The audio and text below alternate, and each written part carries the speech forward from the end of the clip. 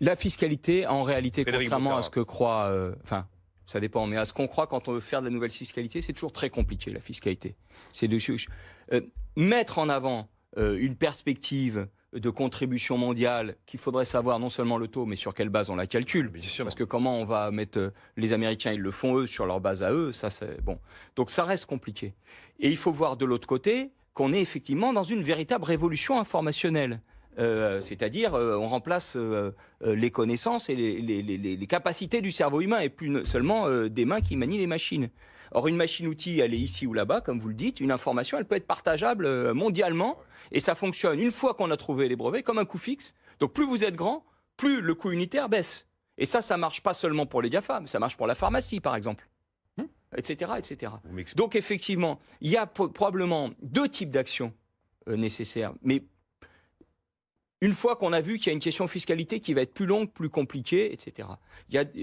Parce qu'il faut le faire en commun. Il y a deux types d'actions. Il y a des actions positives en réalité.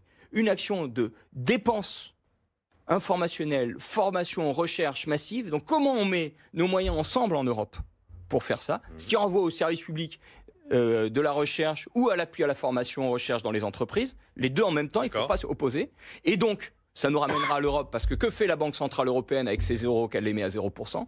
Pourquoi elle ne financerait pas un fonds de développement informationnel des services publics et de la transition écologique? C'est possible. Même les traités l'autorisent. Peut-être je pourrais expliquer pourquoi. On n'aura pas le temps là. Mais bon, je le deuxièmement, lire mon livre. Et deuxièmement, je pense qu'il y a vraiment une question de maîtrise des données, de régulation et de vision de la loi antitrust. En réalité, au nom de la loi antitrust chez nous, on a fait une myriade de champions au lieu d'accepter des fusions. Donc il y a un problème de mutualiser et de partage. On ne pourra pas imiter les Américains.